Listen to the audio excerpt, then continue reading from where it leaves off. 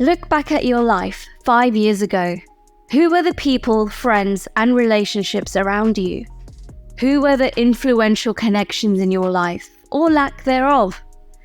And now look at where you are right now. Did those people you chose to hang around with support you in getting to where you desired to go, and who you desired to be? How did those connections work out for you? And is it time for an upgrade?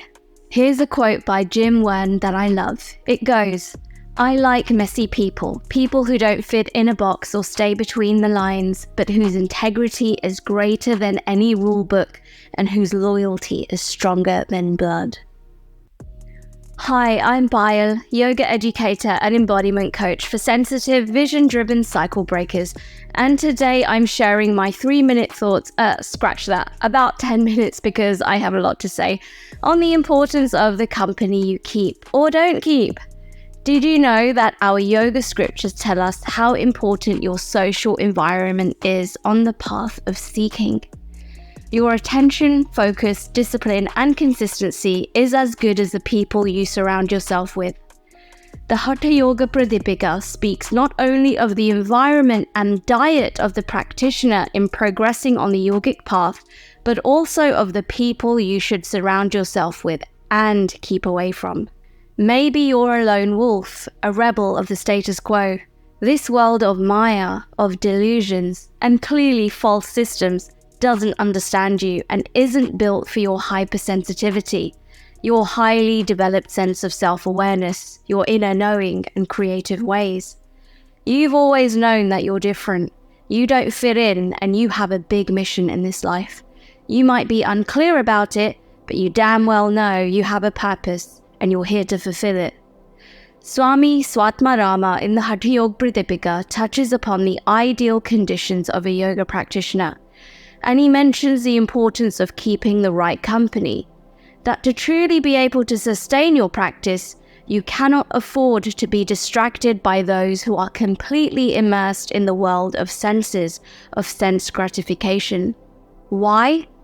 It pulls you down, it moves you towards tamas, and the point is to remove the layers of attachment and go towards sattva.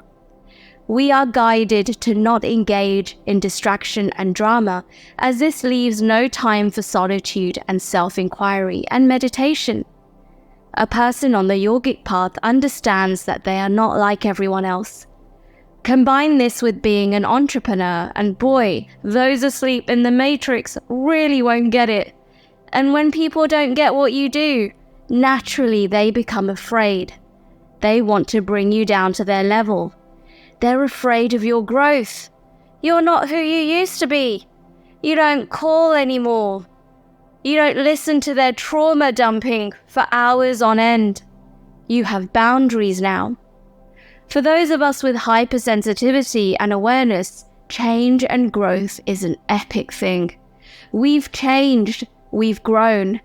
We constantly seek to heal our samskaras and polish our consciousness, so that we can lessen our suffering and open the doors to our mental cages and move towards freedom.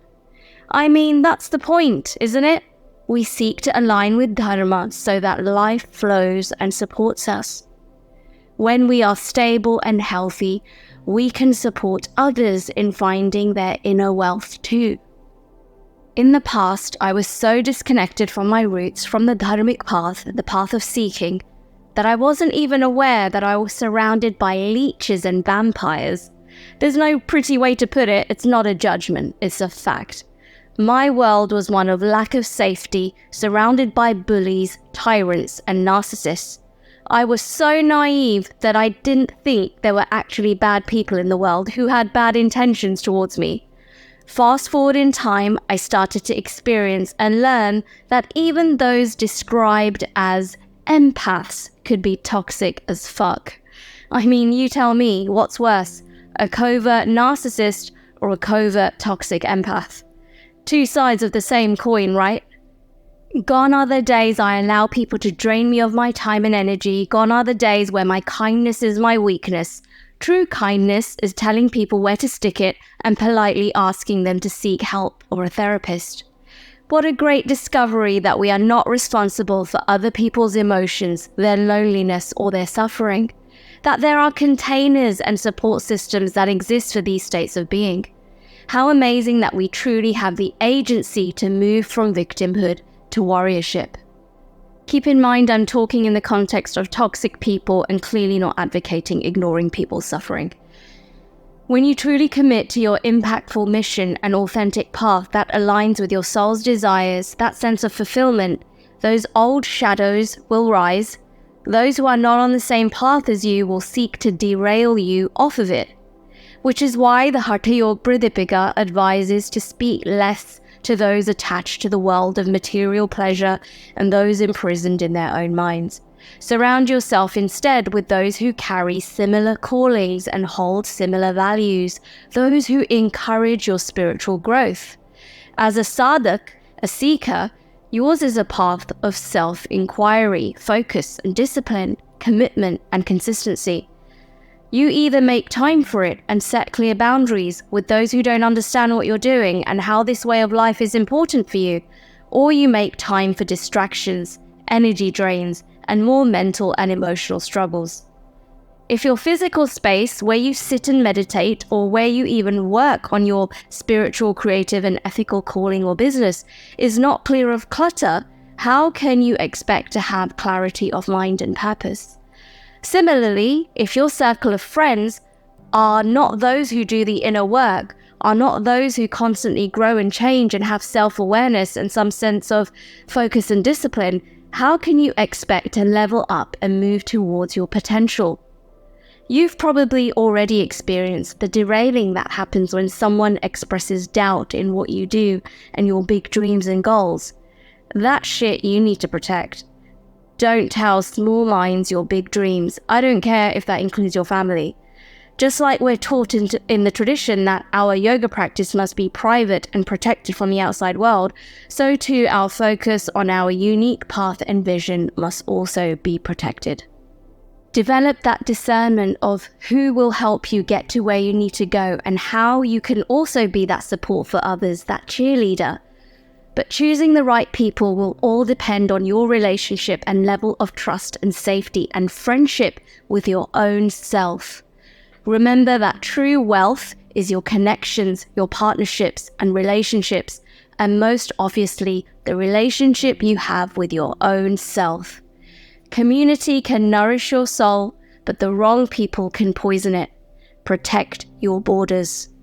I no longer surround myself with people who do sneaky shit. They love to know all about your life, but don't reveal anything about theirs. They watch you from the sidelines obsessively, but don't support you in any way. Lose those who don't reciprocate your energy and show you your lack of importance in their life. Learn to cultivate the attitude of letting go, as well as leaving others alone, especially if it's obvious the connection isn't one of excitement, joy, and trust. In other words, it has run dry.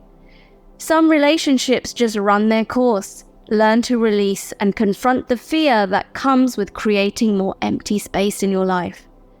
Remove those who show a lack of respect towards your desire to grow and change, and connect with those who take responsibility for their life and choices, those who respect your values and way of life. I can tell you for sure that my most nourishing connections are those who are rooted in their ancestral traditions or are rooted by an indigenous tradition, which may not be their ancestral way of life, but the rooting is there. The self-love and discipline is there. These people I trust deeply and I feel energized by because of our shared values. Stay close to those who lift you up and also know when to leave you alone. You are on a unique path. You've chosen the path of transformation and healing. You may feel like a lone wolf, but even a lone wolf has a treasured wolf pack, however small. I'll leave you with some journaling questions to help you navigate who to trust and where to move your focus. Write these down now if you've got your journal close by. What does a safe relationship feel like? Who are the 5 people in my life that I look up to right now? What is it about them that motivates and inspires me? Does my current social environment support my practice and path? And finally, based on the answers above, what is my ideal identity and where do I need to bridge the gap? Feel free to comment your thoughts below. Trust me, it isn't you, it's your environment, your conditioning, it's the systems that are not designed for you to thrive and be well. But there's a remedy, of course, and you can unlearn and make better choices. That includes the choice to surround yourself with healthy relationships. If you're a sensitive, visionary, creative warrior and you're absolutely ready to rise up, step up and work with me now. Details of my offerings in the comments below. Get rid of the vampires, take responsibility, and take the lead role in your life. There's your power right there. Rise up, warrior.